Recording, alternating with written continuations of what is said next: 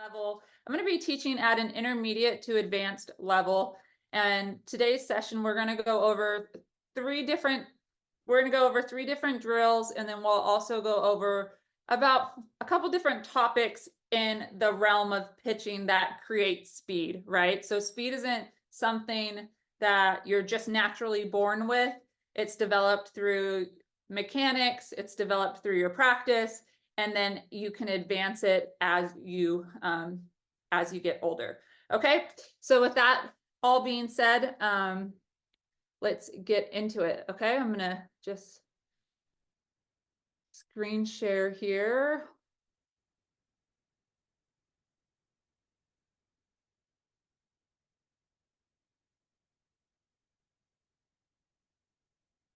Okay. All right, so hopefully everybody can now see my screen as well in the presentation that I made. Pretty excited about this. Spent a little bit of time on it, trying to make it nice for you. Nice for you all. Okay, so speed development, let's get into it. I feel the need for speed. Okay, so intro, just one thing that I just want to talk about in speed, and I thought it would be fun to just kind of share a little bit of my speed throwing hard journey, so to speak, and how I developed speed. That my fastest that I've been known for, that I know of, that I was clocked at was 77. But I'm pretty sure like 77 miles per hour, that's like highway speed, your parents rushing to get you to practice, right? But I'm pretty sure I probably threw a little bit harder than that without a radar gun on me, but recorded Guinness Book of World Records at 77 miles per hour, hoping that someone breaks that soon. My ultimate goal was always to get to 80, and I never quite made it. But I thought it would be interesting for you guys to hear from my speed development journey as I went. So going into middle school, I'm going to start there. Middle school is kind of where I started to kind of figure out that, I was a pitcher and I loved pitching. And that's what I really wanted to do. I started to learn different pitches. I threw a curve, a screwball, a changeup, an off speed, all of those things. And I was a pretty decent little pitcher. I could help my team some. Okay, I gave up hits, but we won too.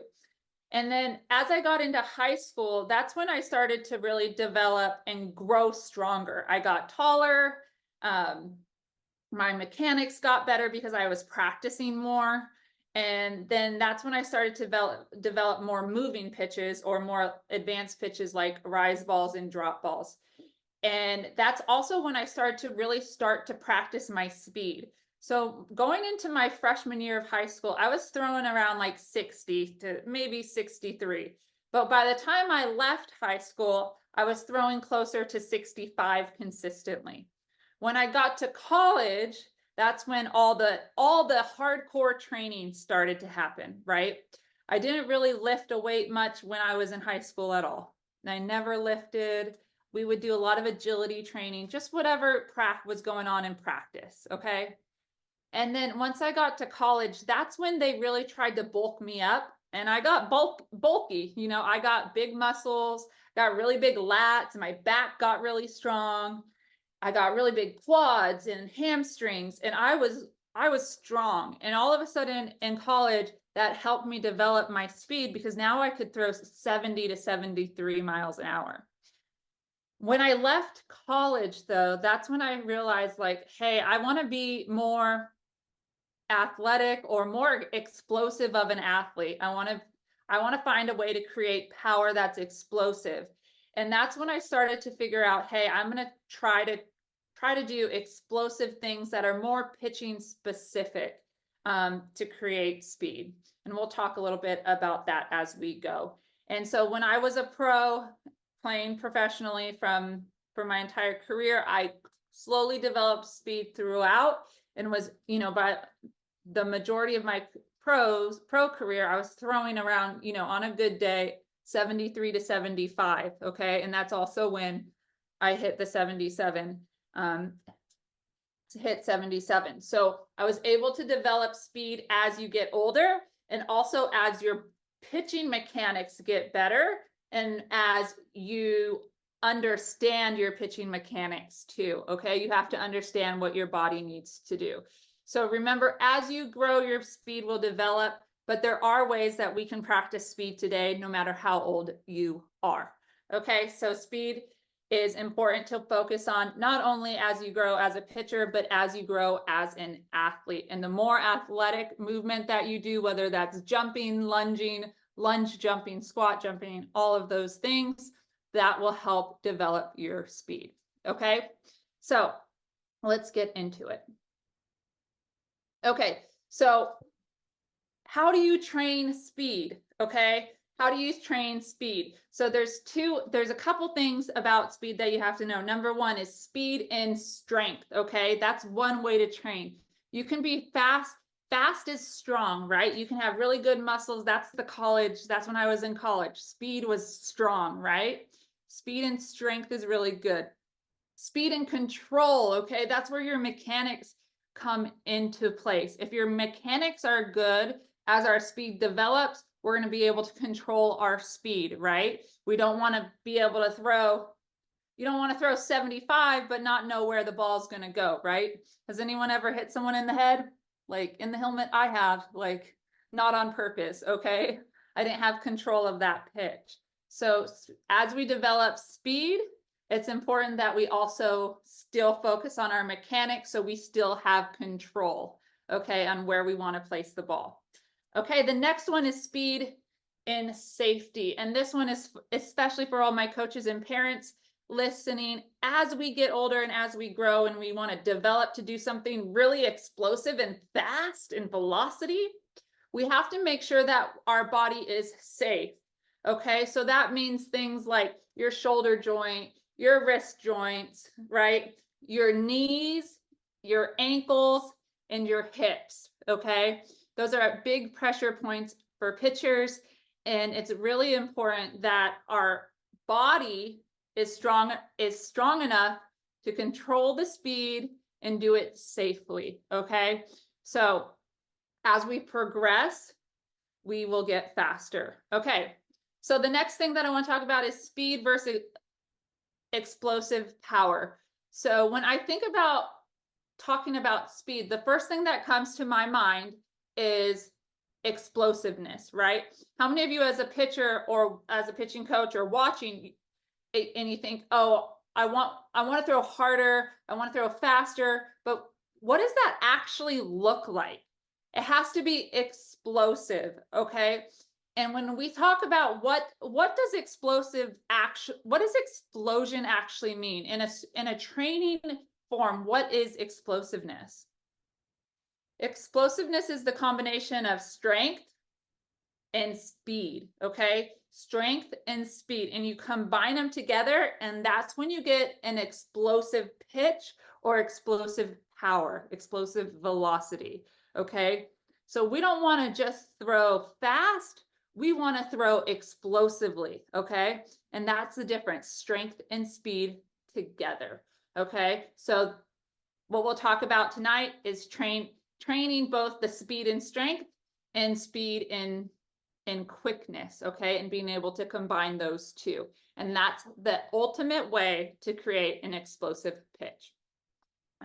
All right, so one thing that I want to challenge all of you guys, so if you have all my pitchers in the group or coaches, go ahead and write down right now is when you practice, okay? Every time you practice and you step on the mound and you go through all your warm-up drills or whatever you do, and you do the last thing most of us do are those walk-ons, right? Or step-ons.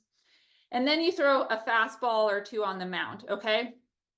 I want you to start doing a set of 10 fastballs. Set of 10, just straight fastballs down the middle, focusing on throwing the ball hard, throwing the ball fast, okay? When I change my intention and my mindset of, hey, I'm not just throwing a fastball to an inside corner or outside corner. Hey, I just want to throw the ball as fast as I can. I want to try to be as explosive as possible through this pitch. Give yourself the chance to practice throwing hard, okay?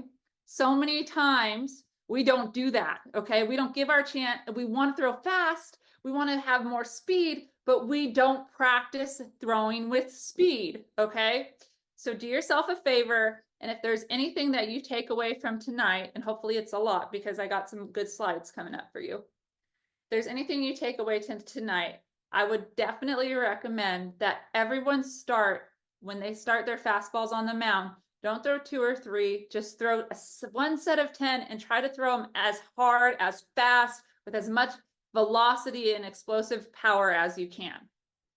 And when you start to do that, you start to find things in your pitching motion, okay?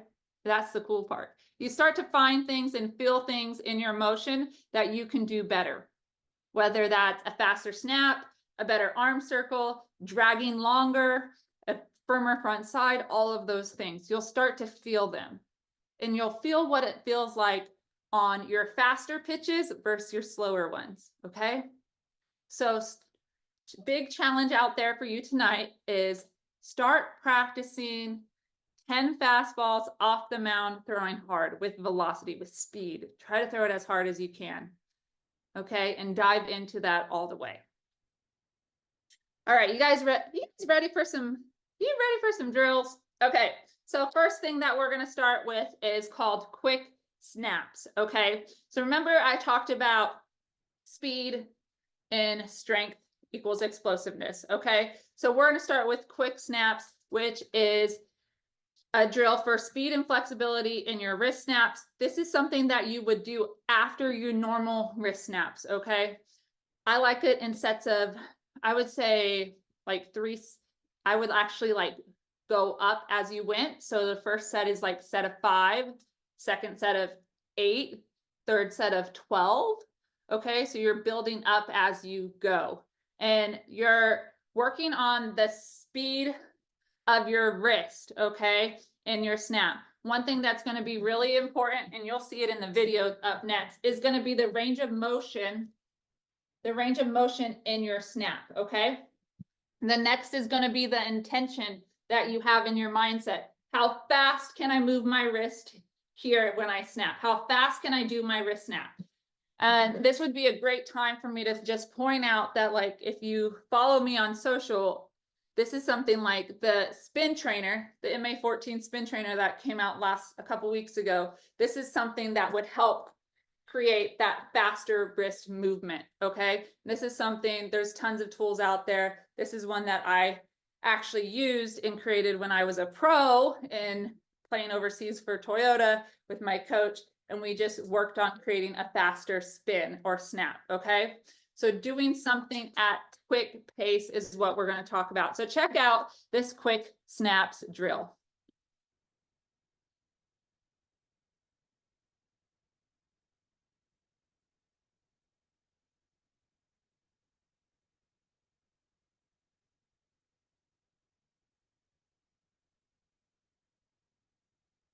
Okay, you can see here she has a partner tossing her balls, okay? She's catching it barehanded. She goes straight into her wrist flexion, so back, extension back, and then a strong snap. You can see right at the end of her snap there, I'm not sure if you can see my mouse, but right at the end of her snap, when her 3 fingers come up on her snap, how strong and flexed her forearm is and how much under control she is there, okay?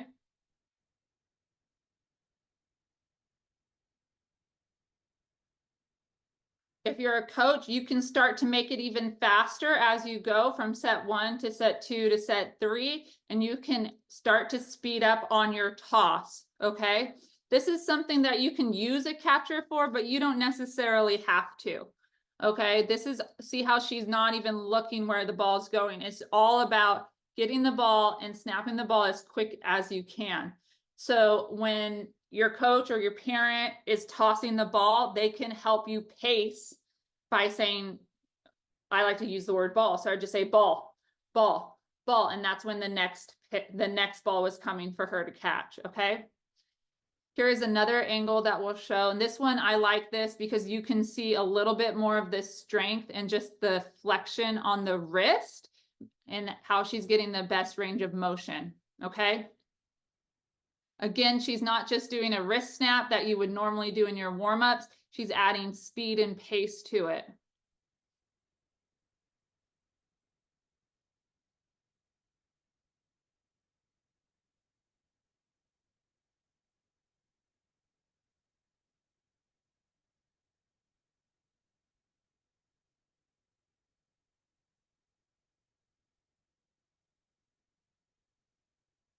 All right, cool. So that's quick snaps. And something that I think is a huge way to help you increase your speed, okay?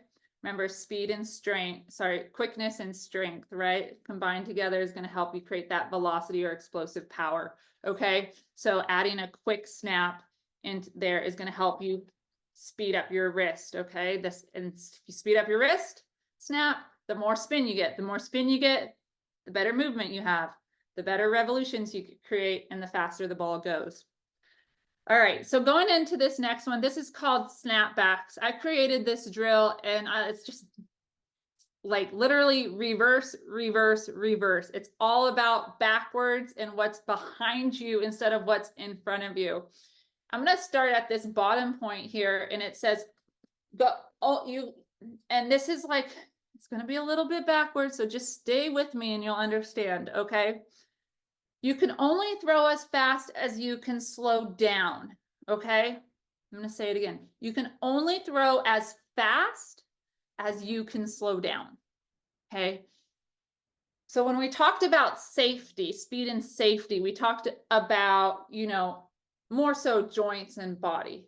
But there's also safety in what your body, both physically and most importantly, mentally thinks they can do, okay? So if you want to throw the ball faster, okay, you want to throw the ball harder, you have to be able to get your body being comfortable to slow down with that speed that you created, okay? You have to get your body to be comfortable and able to slow down or stop itself in the new amount of speed and power and force you create. Okay, so you can only throw as fast as your body is able to slow down, and it's not just physical, it's up here too. So what we do to that is we train reverse, okay? We train reverse because reverse is gonna speed that up with control, okay? So we're gonna talk about range of motion here. You will really see that wrist at the end of your pitch, just the wrist flexion. And this is just going from your whip position. So again, your whip position here, halfway, or even here to your snap speed there. So from whip or your 9 o'clock to 6 o'clock, and your snap. So we want that speed up, and we want all that speed going into our snap from our arm. That's from our arm, right? But the snap speed, that's where you can improve, okay? So let's check it out. So this is called snapbacks. So I'm going to start in a modified pitching stance. Okay, notice that my drag foot toe is up. My weight is on my front leg. And then I like to hold the ball a little bit towards my belly button in front.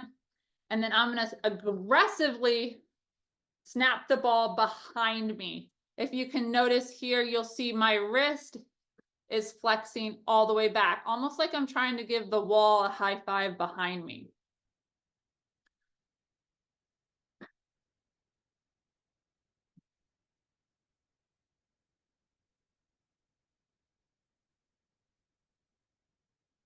All right, here's a student doing it as well.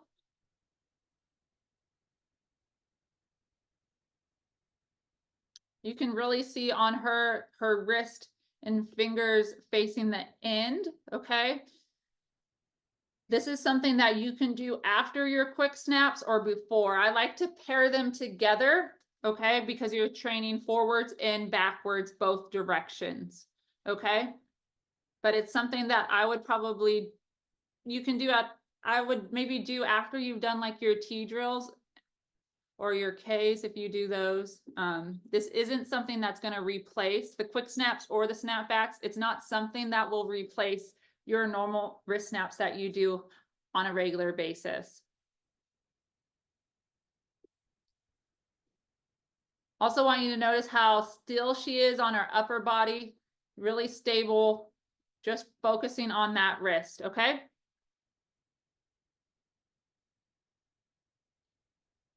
Right. All right, moving forward. The next one that we're going to go into. Okay, so hopefully we're doing good here. The next one that we're going to talk about is just the arm circle. And I want to talk about this because there's a lot of conversation out there right now with it. And I want to make sure that we're not getting confused on it.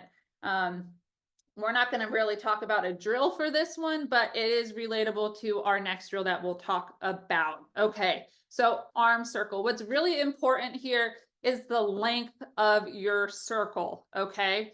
And this has to do with the pitchers, and I'll show you. This has to do with my pitchers that when they drop out of their glove and their ball arm comes right behind their body, okay? So they're here. Or pitchers that maybe come out this way, their arm comes that way. Or they're a pitcher and they circle around their head, okay? So the length of my arm circle in one direction should be as long as possible, okay? Full circle as long as possible. That will make your circle or your arm speed be able to be faster, okay? So let's break down parts of, let's actually go how the glove hurts and helps. So your glove, whatever your glove does, as your arm, when your glove is still and your arm goes in a circle, that's going to be able to create more speed for your arm circle, okay? If your glove starts to fly out, then my circles kind of change, right? And it becomes more like I'm swimming. All right, so none of this is bad, but it could affect your speed, okay? Got it? It doesn't mean that it will. It could affect your speed. So your glove stability and control can allow your arm circle to go faster, okay? So you got to think about cutting your body in half, okay? The front half of my body and the back half of my body. And this front half has to be really strong so my back half can go fast, okay? Strength plus speed equals power, okay? So there's two types of pitchers right now in the world, and they either push out, meaning that you just come out, you kind of come out of your glove and you go into your circle, or you swing back, okay? I was a swing backer. I did dabble with the push out a little bit, but it never really suited me, so I never really did it much. But it is something that either one can work. So let's talk about parts of the arm circle, because this is really important if you understand this part, okay? So here's a graphic on your arm circle, and I actually pulled it up here for you guys, okay? So hopefully you all can see me. Okay, so let's talk about this one first, okay? The top girl, and you have a close-up picture. She comes out of her glove, and the reason I like this motion is because it creates, the best thing it creates is momentum, right? Creates momentum. All right, if we all know that our whip is over here and that's where we need to create more speed into our snap, going down creates momentum out, so I can speed up out of my glove, and that can take me to probably about just a little bit past halfway here. Okay, all that momentum takes me to about here. Then I can relax and loosely open to here. And once I start on the way down from my arm circle, from about 12 or 11 o'clock, down, when I go down, that's where I speed up, okay? So what I think on people that swing back, I immediately think down, down, arm circle, down. And then I get to 12 o'clock, down, pull down, okay? And that's where momentum comes into play. It's hard. It is really, really hard to go at a high speed the entire time, okay?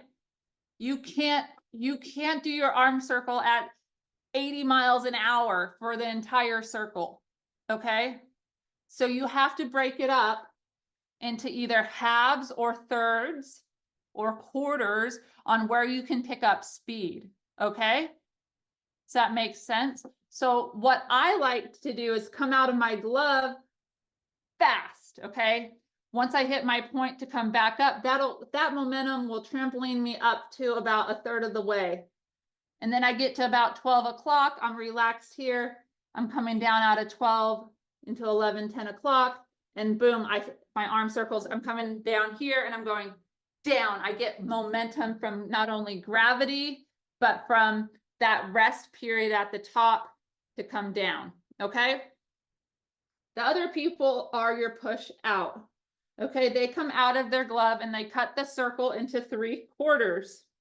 Okay, so here they come, and now there's two types in this. The reason that this one sometimes isn't as fast is because you have to create momentum in your pitching motion to make this successful. If you don't have a really strong momentum, weight transfer, speed, or a lot of energy in your pitching motion, this one's going to be hard for you to create speed. Okay, but once you come out of your glove, you want to aggressively come out, and then you don't really you eliminate this rest period here that the top girls get. Okay, you eliminate that relaxed period to then get your next wind. On this one, you have to go fast the entire time and then try to pick up fast again into your snap at 9 o'clock. Okay, does that make sense? So down here I have thirds versus halves, and that's just talking about when you have your circle and you cut your circle in half this way, you know, where do you want your circle to be the fastest? Okay, I say instead of doing the half, this is the half, I say instead of doing half, cut it into thirds. Okay, so here's my body for snap location. I want to be fastest there, there, and there. So if I cut it into thirds or fourths, I can really focus on this area, and this area. Okay, whereas here you have bigger areas to focus on, and you just you have a lot of focus there. Okay, so just a little bit of things. Both forms are good. Both forms are successful, and both forms you can throw fast, but you have to know that there's challenges with each. Okay, there's pros and cons to each one, and more importantly than that, know which one you know, how you pitch, and think about where you want to pick up speed. Okay, where do you as a pitcher, and most of us, I'm guessing on this call, probably separate their hands, where can you pick up speed? And I'm going to tell you right now, the places that you want to look for to try to add speed is out of your glove here. And then once you get to 12 o'clock, try to come here. And then you can go fast. I would say fast, faster, quickest.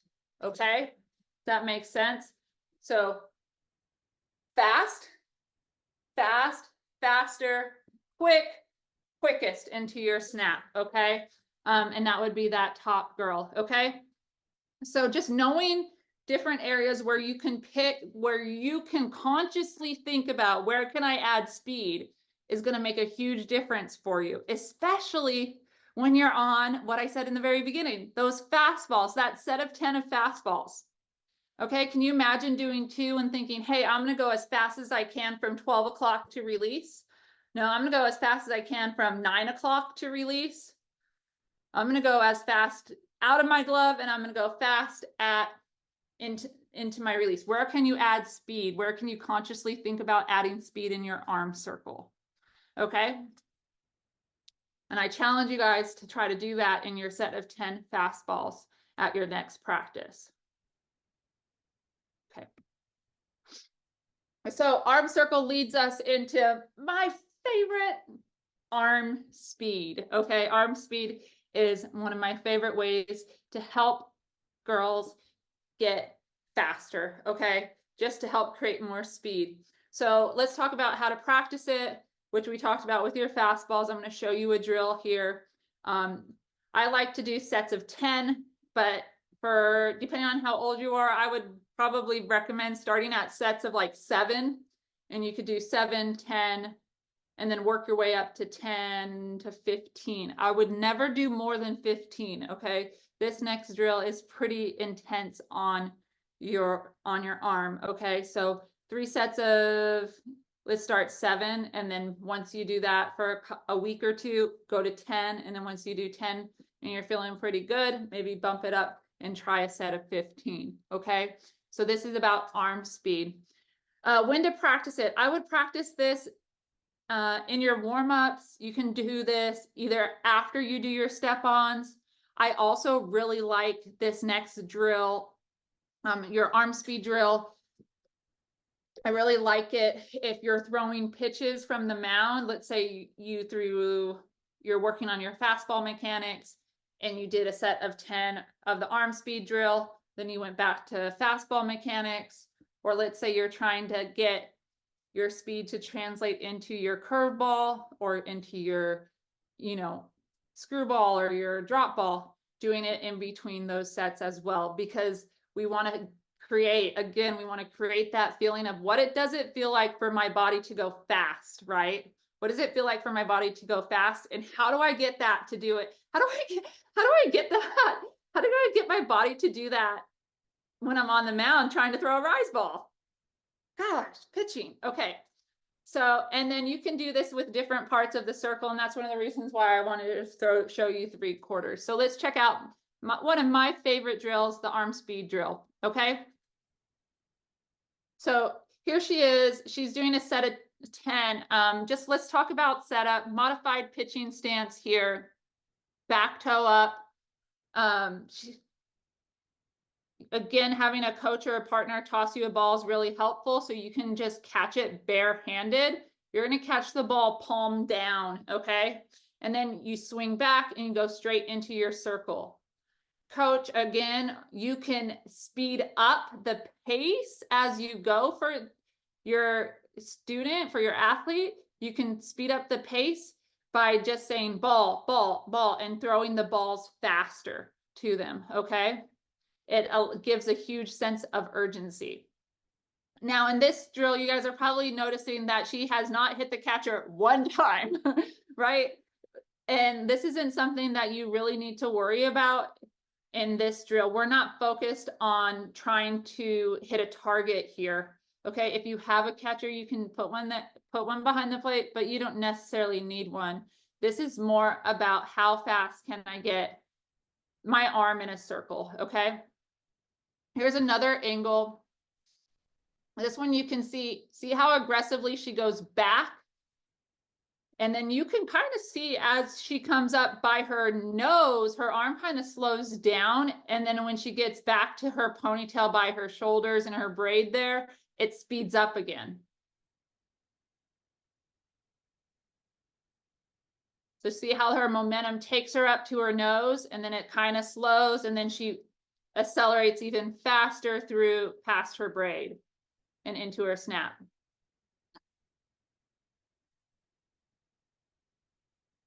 This drill is pretty intense. So again, I would say start with like a set of 7, and then you can build up to a set of 10.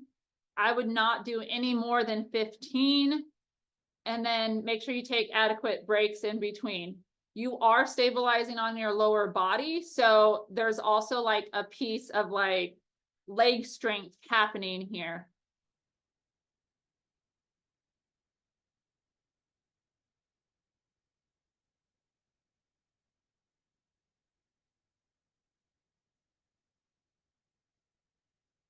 Good. Okay, and now this one is as you advance, okay, let's say you swing back, or let's say you don't, it doesn't really matter. Now you can train it from 3/4, because remember, we want our speed fastest coming down, right? So you can actually just train as you catch and not swing back and just go straight around. So you can go catch and throw, no swing back, and speeding up through the top there.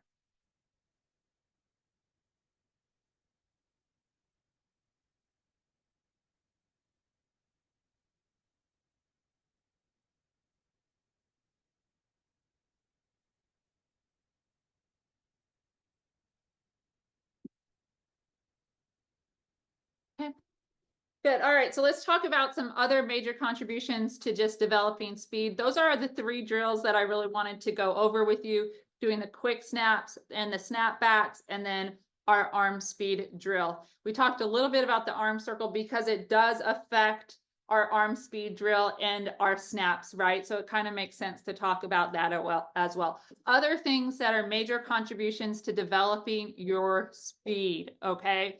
And depending on how old you are, is where I would start, okay? So if the first one is your drive. So this is just drive off of the mound. I know it's one of our favorite things as pitching coaches to teach. I'm sure you guys have tons of drills that you do with your coaches. Just drive, legs, legs, legs, right?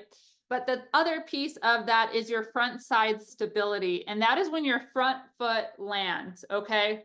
Are you stable? Is your weight somewhat, you know, I would say 70% on your front leg so you can finish through, but being stable on your front side, because again, when we're in our pitching motion, we have to cut our body in half this way, okay? So my front side has to be really stable and strong. So my back side can be really fast, okay?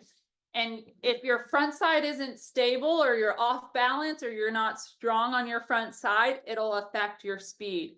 Okay, so I have a drill here on the next slide that I'll show you on that. The next one is just a little bit of distance pitching. I think this is good at any age, no matter how old you are, to start working on throwing just a little bit farther.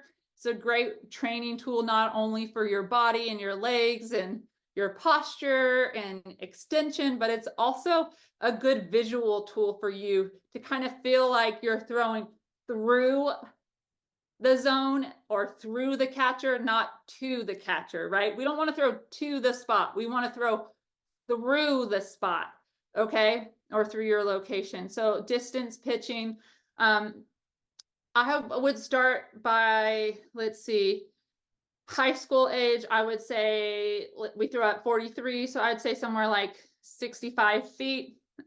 If you're middle school, somewhere more like 55. And then anyone younger than that, they could go to 43 all the way up to 50. Okay, so this just throwing full fastballs from a distance, trying to throw for strength and extension, and hitting your catcher on a line, right? Not throwing with an arch or an arch. Yeah. So just hitting them on a line and getting extended. Okay, other things that you might have heard of that we're not going to go on, but could be major contributions. Maybe we'll do another talk about them in the coming months. Is one is separation, upper and lower body separation and torque on your twist or getting open. Front side getting down. Your timing of when your front foot lands is very important just for sequencing for the rest of your kinetic chain and body. Ground force, both when you are standing on the mound and both when you land, and also in your drag line. Okay, your drag, you guys, is super powerful and can help you not only control your speed, but it can also help you create more force. And then last but not least, a solid weight transfer, of course, not only in your motion, but as you finish through your pitch. Okay, let's check out our leg drive and front side stability drill. This is a lunge, forward lunge back pitch. I want you to notice that as she lunges back from her back lunge, she really drives out, and how low her back lunge is, okay? That really forces her to drive forward and get big into her K position. Okay, let's talk about her front side. She lands early and really well. One thing is she has a little bit of a bounce. You see it at the end? Probably a little too much bounce, but she's still stable and able to control her backside, so it's okay.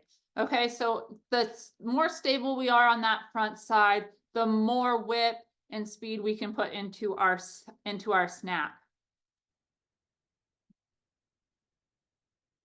This is lunge forward, lunge back, pitch.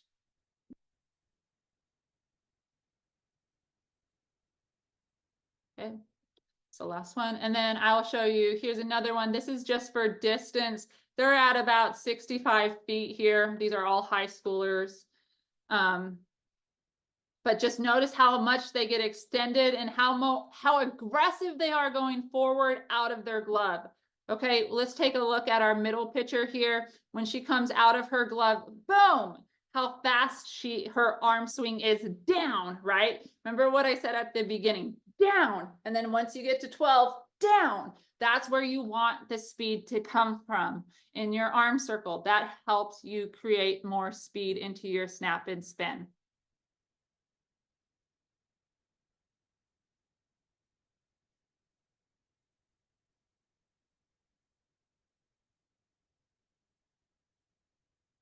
Okay, I am going to just get me out of this right here. Okay, I am back. What we'll do now is just questions, if you guys have any. Again, thank you for being here tonight. I hope that you guys got something out of this and learned something. If you want to raise your hand on the Zoom, just go ahead and I can call on you if you have a question.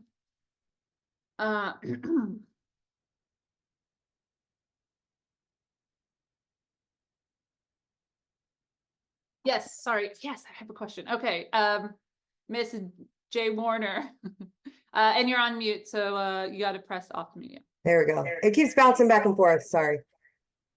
My first question is your favorite sequencing drill.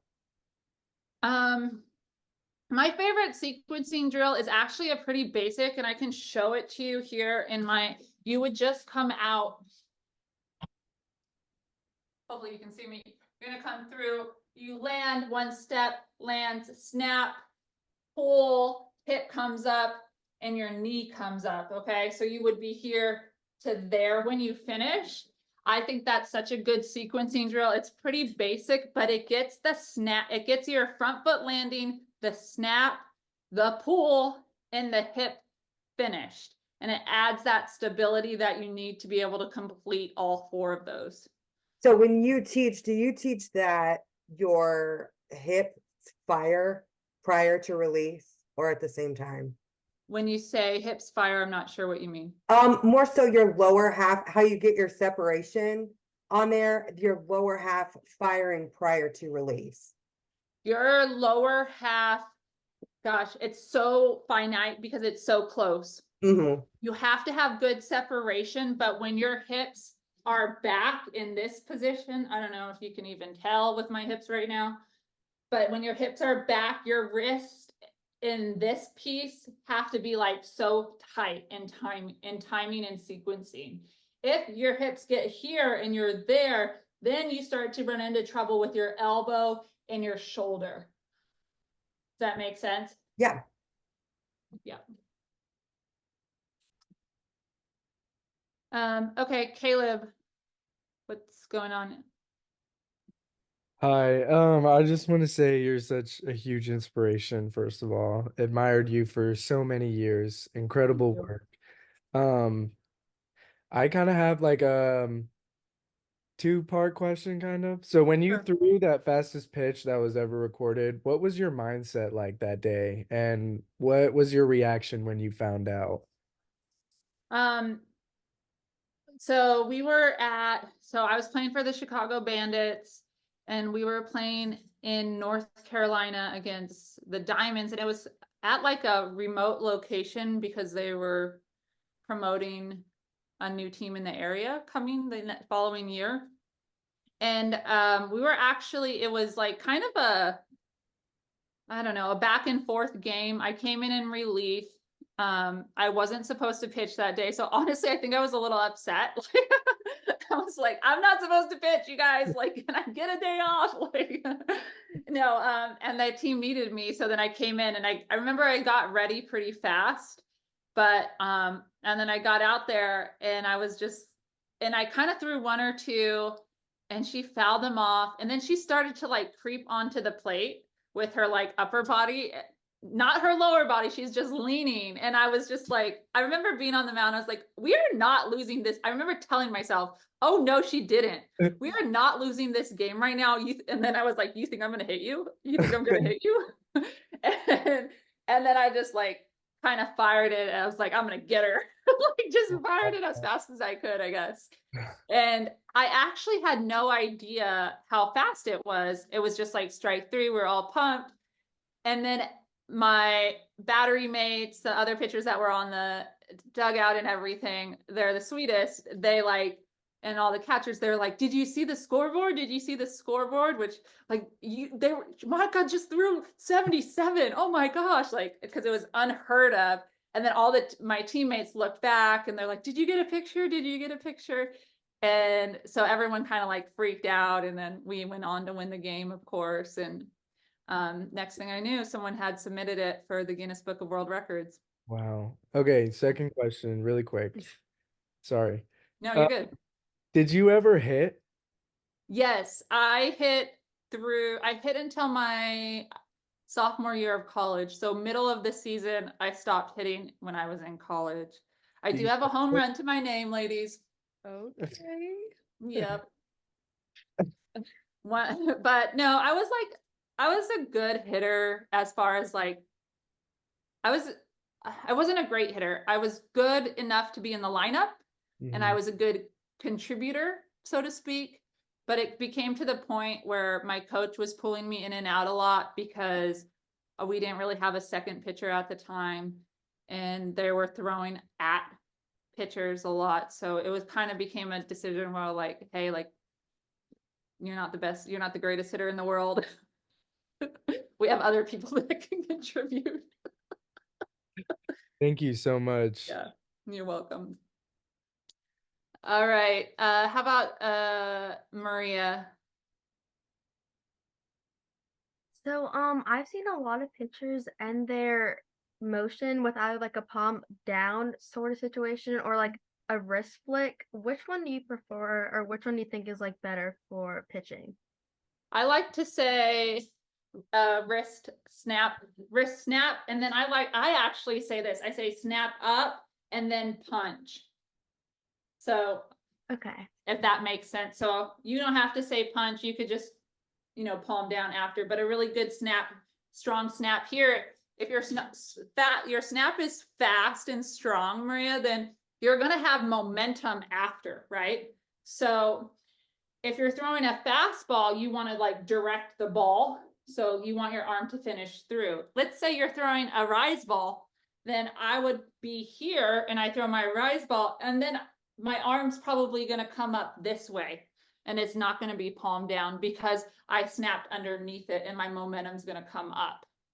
Okay. Thank you. Does that make sense? So sometimes your wrist will look like it's in different, your hand will look like it's in different positions based on the pitch you're throwing. But in general, you want to snap up. You want to snap forward, I guess. And then I say punch or a good follow through. Okay. Okay. Thank you. All right. Let's go. I don't know your name, hon. Zoom user. It looks like you have a blue sweatshirt. Might say Lady Balls on it. Question. So what is your favorite drill for separation from the mound? For separation from the mound, I like anything that it stabilizes your lower body. Okay. So I like anything that kind of faces my body one way where I have to rotate just my upper body. It can be done with stick training. It can be done on your power line. It can be done in like a leg swing is a really good one to do. But I think that it's probably important when you're working on your separation is to not overthink it. Okay. Your body is going to get, especially when we're young. Like, how old are you? I'm about to be 14. So you're 14. So I think like when you get into like elite separation levels, you're gonna look more at like your junior and seniors of high school or college. You don't want to think about separation too much too early, because if your body and form is in good mechanics, your body is naturally gonna open when you come here. Okay. Mm-hmm. So when your arm goes in a circle, your upper body's going to open and separate. If we start to overthink it too much, then we're going to start creating bad habits. Okay. Thank And you. I would say anything you can do with speed, right? So I like a good twist. So like a twist pitch, basically you would go here, here, here, throw. Okay. Mm-hmm. Yeah. And also, what's it like to be, you're lefty, right? Yes, ma'am. What's it like being a lefty pitcher when there's not many lefty pitchers? Because I'm also a lefty. Yeah, I think, I think that there's quite a few lefties coming up. I think lefty curveballs are awesome. And I would say for anyone that's a lefty, no matter who your coach is, always think about mirroring them, not copying them. Okay, mirror them, don't copy them. All right, Zoe, you're up. What do you have? What do you think was the number one thing that you did differently when you threw the 77-mile pitch? I would say that I didn't force it. I think I like to say, like, sometimes I tell people, and I told myself this, fast is slow, quick is smooth. And fast is slow, quick is smooth. So when we try to throw the ball hard or fast, I want to throw fast. The first thing we do is like we get really stiff, okay? But in order to be quick, we have to, or in order to actually get the result of speed that we want or velocity, we have to be really smooth so our body can loosely and like aggressively be explosive. So I would say you just have to be as smooth as you can. Smooth and quick. Yeah. Hey, Coach Warner. Okay, the $1 million question here that every pitcher that I work with that I have to help is the anchor drag. Yeah. Have you found anything that just makes that light bulb click for them? Because I know a lot of it comes from, turning your foot at the very beginning, getting externally rotated on your back hip. Mm-hmm. That starts that chain, the bad anchor drag chain. Have you found any light bulb that just the kids are like, oh, that makes sense? Like to get, yeah. The best thing I have is if you have the ability, and this is tough because right now we're in winter, but if you have the ability to do dirt, is the best thing I've found is to try to teach them to kick dirt. So like they would drag, I constantly tell them, a drag pull, just trying to pull their big toe forward. And then I also talk a lot, I think anchor drags, obviously, I'm starting at the end of it first. Kick dirt, pull your big toe.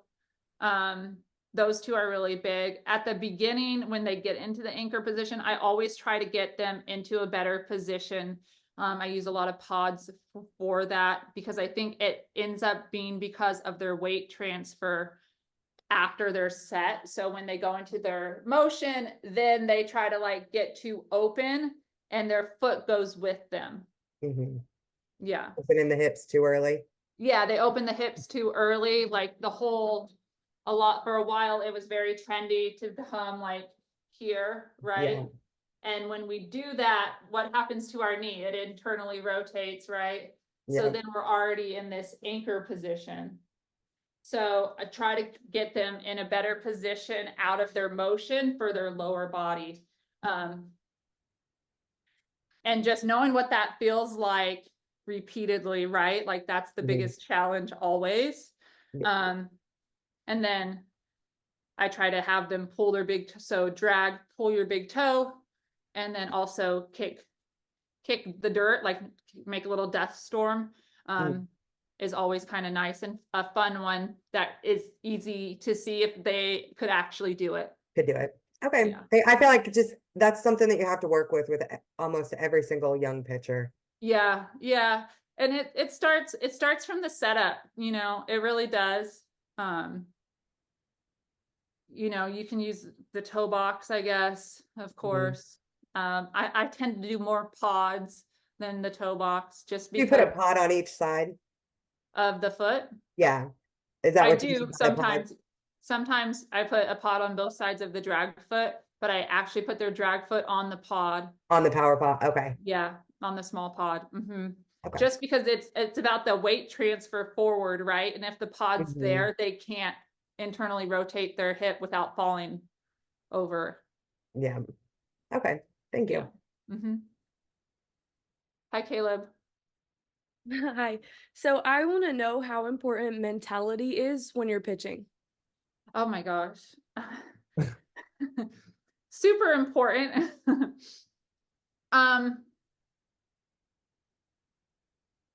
I guess I would challenge you to make sure your mentality when your practice is better, is harder, is tougher.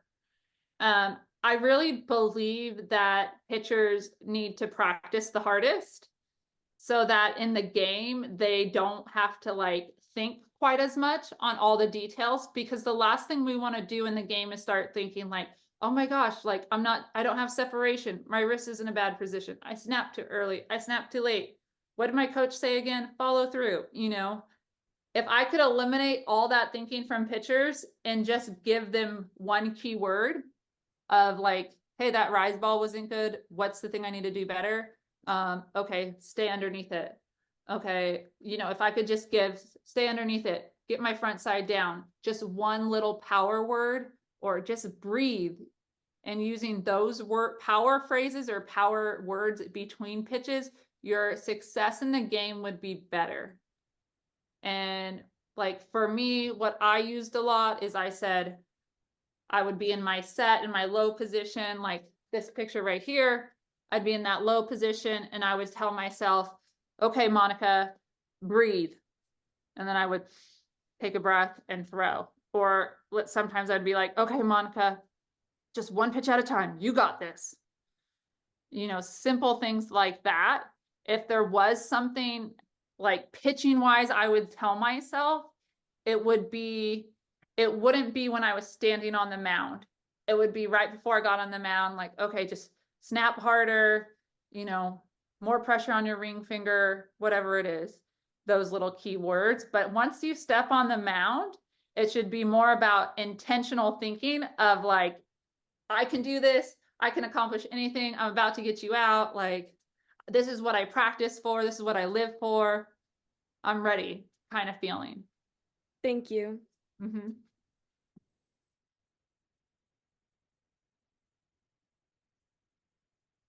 And then we just have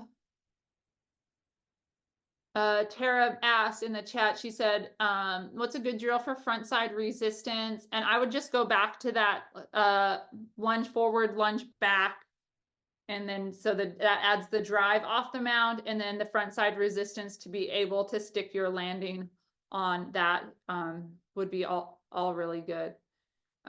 That's all we have for tonight, you guys. Thank you so much again for being a part of my first virtual speed development class. I hope you guys got some stuff out of this and at least a little bit of motivation, if not, little by little, right? Like little by little, focus on the things that you can break down and train, and that'll slowly build your speed. Okay. And then as you get stronger, not only as a pitcher in your mechanics and form and your pitches, but as you get stronger as an athlete, that's when your speed will really take off. Okay. So keep at it. Know that anything is possible. Thank you for being here.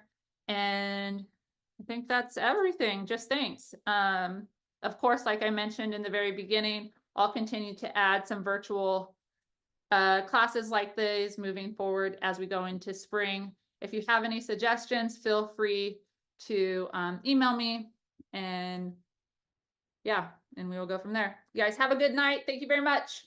Thank you. Thank you.